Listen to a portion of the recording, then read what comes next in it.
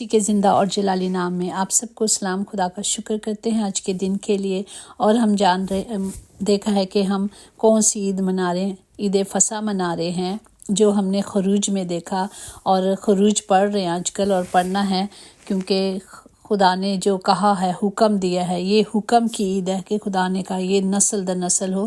خروج کا مطلب ہے برآمد ہونا یا باہر نکلنا، روانگی، کوچ کرنا۔ یہ کتاب اسرائیل کی قوم کی تاریخی کے سب سے اہم واقعہ کو بیان کرتی ہے کہ کس طرح خداوند اس قوم کو مصر سے روانہ اور نکال کر لے آئے اور غلامی سے آزاد کیا۔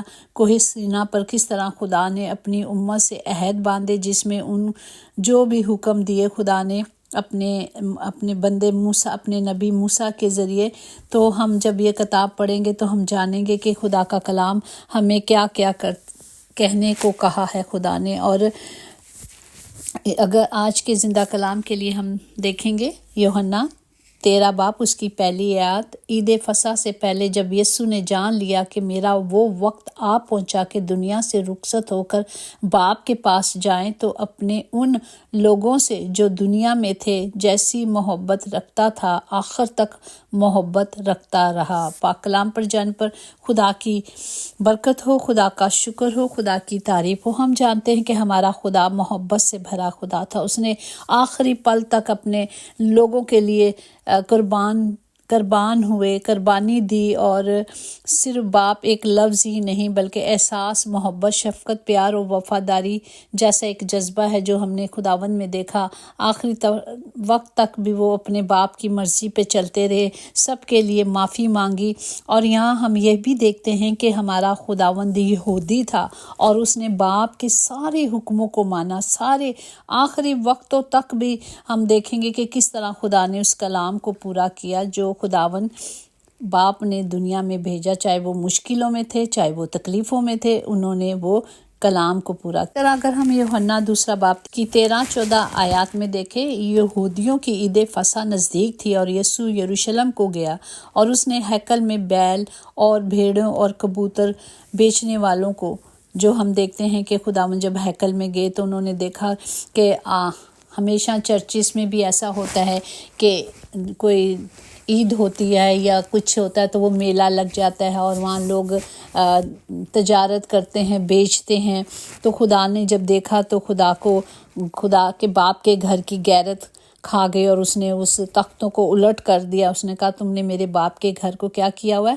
تجارت کا گھر بنایا ہوا ہے۔ تو اسی طرح ہم آج یہ کلام دیکھتے ہیں کہ کس طرح خداوند یہودی تھے، اور ہر پل ہر گھڑی جہاں بھی وہ گئے اس رسم کو انہوں نے منایا، اس عید کو جو خدا نے کہا، اس رسم کو وہ انہوں نے منایا۔ اب ہم دیکھیں گے یوحنا کی انجیل اس کا 5واں باب اس کی پہلی آیات میں، جہاں خداوند نے ایک آدمی کو جو حوض کے کنارے بیٹھا رہتا تھا اسے شفا دی۔ ان باتوں کے بعد یہودیوں کی ایک عید ہوئی اور یسوع مسیح یروشلم کو گئے، اور یہاں جہاں یہ تیسرا معجزہ تھا، جو 38 برس سے بیمار آدمی وہاں پڑا ہوا تھا اور خدا نے اسے شفا دی تھی۔ یہ اگر ہم اس کے یوحنا 5:6-8 میں دیکھیں، اس کو یسوع نے پکڑا، دیکھا اور یہ جانا کہ وہ بڑی مدت سے اس حالت میں ہے، اس سے کہا کیا تو تندرست ہونا چاہتا ہے؟ یسوع نے اس سے کہا اٹھ اور اپنی چارپائی اٹھا کر چل پھر۔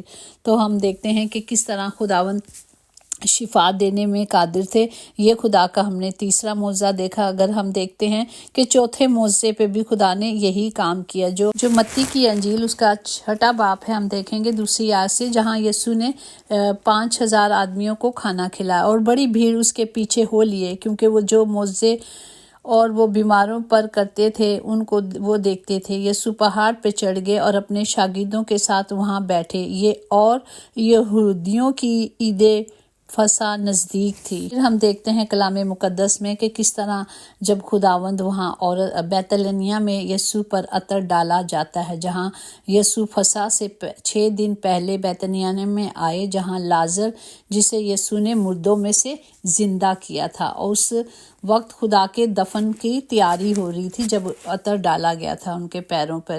یسوع پھر اس کے بعد ہم دیکھتے ہیں یسوع اپنے شاگردوں کے پاؤں دھوتے ہیں، جو یوحنا کا 13واں باب اس کی ہم دیکھیں گے پہلی آیت میں، عید فصح سے پہلے جب یسوع نے جان لیا کہ میرا وہ وقت آ پہنچا ہے کہ دنیا سے رخصت ہو کر باپ کے پاس جاؤں، تو اپنے ان لوگوں سے جو دنیا میں تھے جیسی محبت رکھتا تھا آخر تک محبت رکھتا رہا۔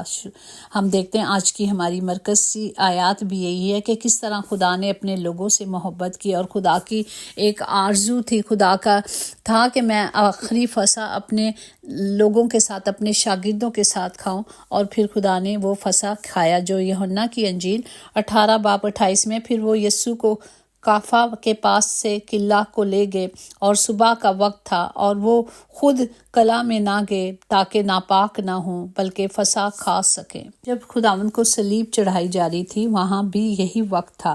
یوحنا کی انجیل اس کا 19:14-15 میں دیکھیں، یہ فصح کی تیاری کا دن اور چھٹے گھنٹے کے قریب تھا۔ پھر اس نے یہودیوں سے کہا، دیکھو یہ ہے تمہارا بادشاہ۔ پس وہ چلا کر کہ لے جا اسے مصلوب کر۔ پالاطس نے اس سے کہا، کیا میں تمہارے بادشاہ کو مصلوب کروں؟